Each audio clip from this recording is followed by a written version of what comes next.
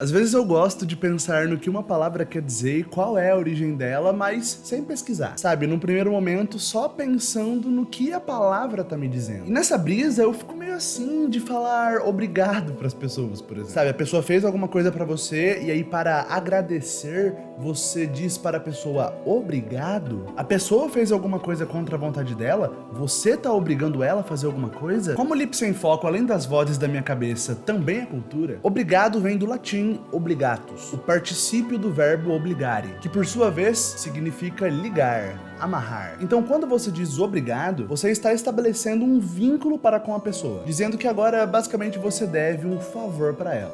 Faz sentido, mas eu ainda acabo preferindo mais um gratidão do que o obrigado, ou o próprio valeu. E uma outra palavra que eu vou embora pensando nela é a palavra poder. A palavra poder vem do latim possum ou possum, eu não vi a pronúncia, que significa ser capaz de. E é interessante que essa é uma palavra muito presente na nossa vida, geralmente em dois contextos diferentes que são parecidos. Mãe, eu posso fazer tal coisa? Será que a gente pode fazer isso? Poder significa ter permissão para. Ora, quanto mais autonomia você tem, mais você pode. Perceba que antes eu disse ser capaz de e agora eu disse ter permissão para. Porque existem coisas que mesmo que você seja capaz de fazer, como levantar da cadeira do seu trabalho e ir embora pela porta da frente, você não tem permissão para fazer isso, pelo menos não em qualquer horário. Se você fizer isso sem permissão, a porta pela qual você passou provavelmente vai se fechar para sempre para você. Então nessa minha visão, eu penso que ter permissão para acaba sendo um pouco mais do que ser capaz de. Ter permissão para tem mais poder. E a gente se refere tanto a super-heróis como seres super poderosos que a gente não pensa muito ao dizer que alguém que é poderoso é alguém que pode muito, é alguém que pode fazer muita coisa. Quanto mais você pode fazer, quanto mais permissão para você tem, tanto por um lado social quanto por um lado físico, muitas vezes, né, por um lado da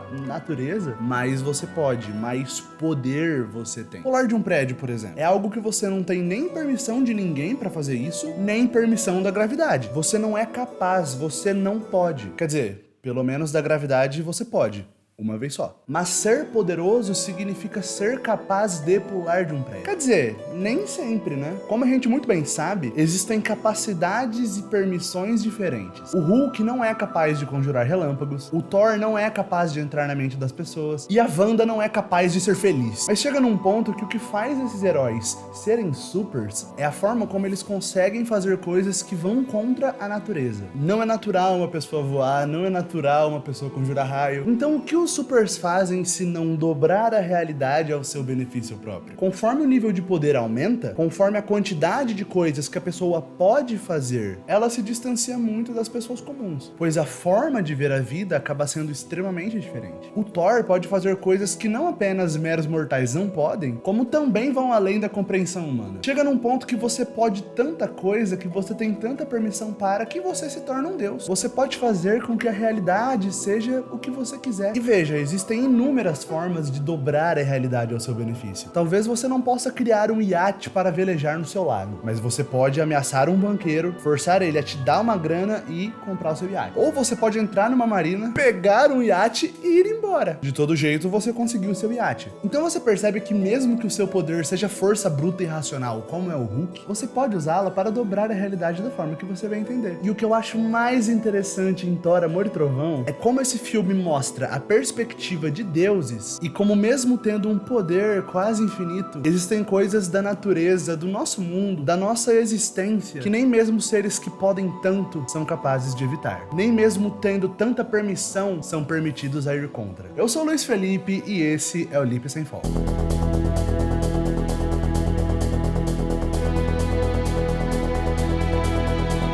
Esse vídeo é uma continuação espiritual do vídeo que eu fiz falando da trajetória do Thor ao longo do MCU. Como aquele personagem ultra poderoso é trabalhado de forma que a gente consiga chegar ali no Thor Ragnarok e agora no Thor Amor e Trovão e sentir empatia por ele e querer torcer por ele. Thor é um dos personagens mais poderosos de todo o MCU e mesmo tendo acesso a tanto poder, ele perdeu muito. Ele não foi capaz de impedir muitas perdas. vezes. Olha que engraçado. Justamente um dos personagens que mais pode é justo o que mais perdeu. Isso pra mim, junto com a leveza do tom que o Taika Waititi implementou no personagem, são o ouro do Thor. E esse filme novo, através do conflito dos 3 personagens principais, desafiam e somam para a narrativa do Thor. É claro que eu falo dele, do Gore e da Jane Foster. Nesse vídeo eu não tô aqui pra dizer que o final de Thor, Amor e Trovão foi bom por tal motivo ou ruim por tal motivo. Nesse vídeo eu quero pensar sobre esse final e ver como ele se encaixa tematicamente com o filme e com o próprio Thor, beleza? O Thor está justamente buscando propósito nesse filme. Tem uma montagem logo no começo do filme bem divertida em que a gente vê ele se tornando praticamente um monge, que fica sentado esperando que as pessoas o chamem, né, precisando da ajuda dele, já que ele pode mais do que as outras pessoas. Então, se após perder tanto, o Thor agora está em busca de encontrar propósito, veja que a história do Thor até esse momento foi sobre um ser muito poderoso que não conseguiu evitar de perder a sua família. Quando a gente vai pra Jane Foster, ela que pode tanto, através da ciência, se encontra sem saída contra um câncer e descobre que o Mjolnir consegue dar à pessoa uma saúde divina, que talvez pudesse salvá-la. Eu sei que tem aquela cena do Thor pegando o Mjolnir e falando pra ele proteger a Jane Foster, e em tese isso enfraquece a personagem porque agora nós não estamos dizendo mais que ela é digna, e sim que o Mjolnir estava a protegendo, amando do Thor, mas a interpretação que eu tenho é que ela é digna sim, e eu vou falar disso até o final do vídeo. A Jane então fica deslumbrada que nem criança ao ter acesso ao poder de Thor. Ela entende melhor o Thor e agora tudo que ela quer fazer é aproveitar esse último sopro de vida que ela tem pra ser uma heroína. E eu gosto muito de como a Jane mostra que sim, parte da graça de você ser uma super-heroína é você salvar as pessoas e etc, mas cara, a parte de você sair voando por aí numa velocidade absurda, sabe,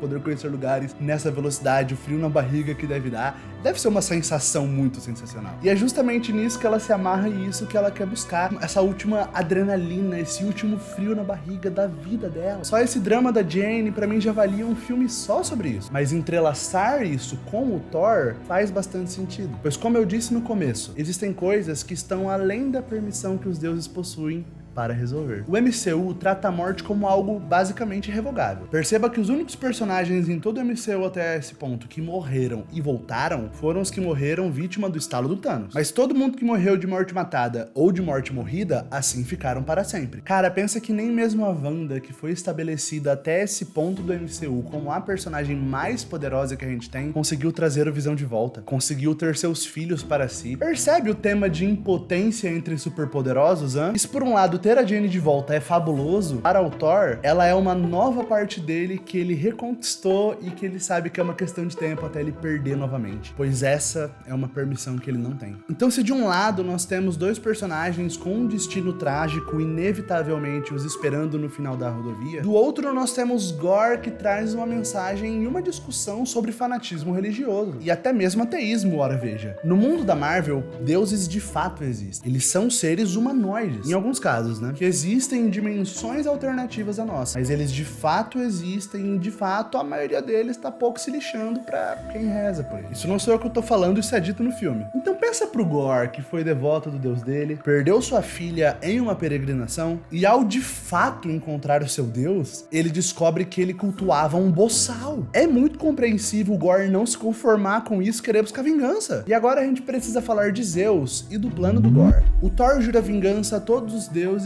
e rapta as crianças de Asgard. Naquele planeta minúsculo em que eles as mantinham prisioneiras, nós descobrimos que o Gore precisa da Stormbreaker do Thor para executar o seu plano, pois ela conjura a Bifrost. Então ele ir atrás do Thor não é aleatório. Inclusive, muito legal a cena do planeta em preto e branco, Gore provando ser o inimigo da serotonina. O Gore e o Bolsonaro, os dois 80 por hora. Ah, rapaz, o Gore tem que comer muito arroz e feijão pra ser mais inimigo da serotonina que o Bolsonaro, hein? E aí, o Thor, a Thor e a Valkyria vão para o plano dos deuses pedir ajuda. E essa cena divide muitas opiniões, mas vamos lá. O estilo do Taika de contar a história é justamente baseado em desfigurar conceitos que nós já conhecemos previamente e que ele assume que são conceitos que nós já conhecemos. Ele já fez isso com um vampiro, com um nazista, com um pirata e agora com deuses. O intuito dele é desconfigurar esse símbolo para condicionar o seu olhar para a forma como ele quer que você veja. E aí, de fato, os deuses são um bando de bobo. Mas, gente, vamos lá. No centro centro da cena nós temos Zeus. Na mitologia grega, qualquer buraco que o Zeus vê, ele sai correndo pronto pra enfiar. Então o Zeus, tratando uma orgia como a sua principal pauta, me parece a coisa mais dentro do personagem possível. Mas quando Taika pega os deuses que, em tese, deveriam se importar com a pauta que o Thor, que também é um deus,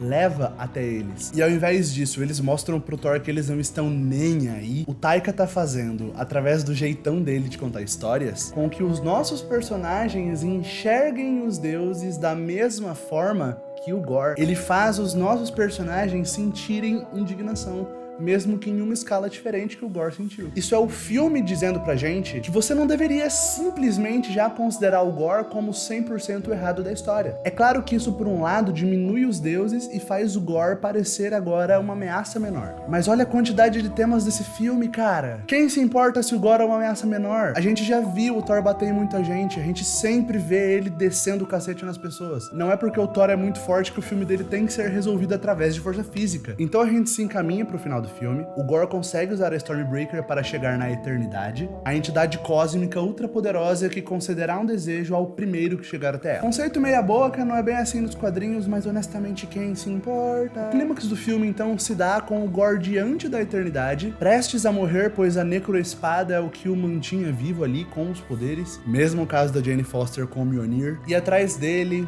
Thor com Jane em seus braços, na mesma situação. E a gente descobre aqui que o Gorr iria usar o seu desejo não para que todos os deuses fossem obliterados, mas para trazer a filha que ele perdeu no começo da história de volta. Agora, peraí, vamos com muita cautela. Nada no filme garante que tudo o que o Gorr fez até esse momento não foi para trazer a sua filha de volta. Acontece que um problema pra mim desse filme é justamente que eu acho que tinha que ter mais Gorr na tela, eu queria que ele tivesse mais cenas no filme, mas fato é de que não tem nenhum momento em que a gente ouve o Gorr dizer que o objetivo dele é chegar na eternidade e desejar para que todos os deuses deixem de existir. Isso não é dito. Isso é assumido pelos personagens e passa a ser a opinião que a gente sustenta também. Mas em nenhum momento o Thor chegou pro Gorr e falou: ô bro, só pra ver um negócio aqui, você quer chegar na eternidade pra fazer o quê? Ah, sua filha? Não, tranquilo, eu te levo. Tudo que a gente tem é o ponto de vista dos personagens principais, somados ao ponto de vista de um bando de deus ególatra que é óbvio que se colocariam no centro da narrativa, gente. Gorr, então, foi uma pessoa que adquiriu todo esse poder para burlar o imburlável, trazer alguém que se foi de volta à vida. E nesse momento, ele se vê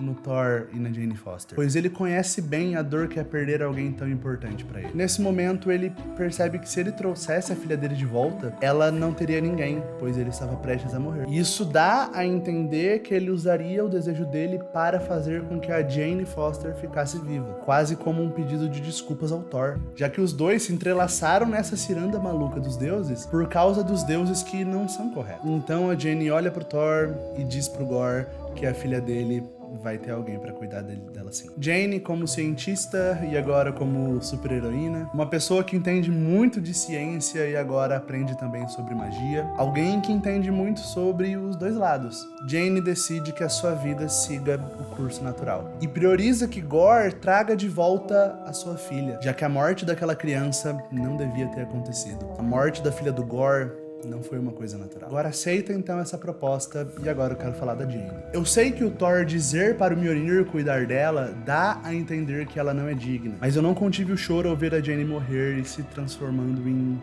poeira dourada. Ela foi pra Valhalla. Eu inclusive não acho que a última cena pós-créditos precisaria existir, né, da gente ver a Jane sendo recebida pelo Heimdall, porque ela virar pó dourado deixa claro que é isso que aconteceu. Já que por uma comparação bem básica, quando o Odin morre, ele vira pó dourado.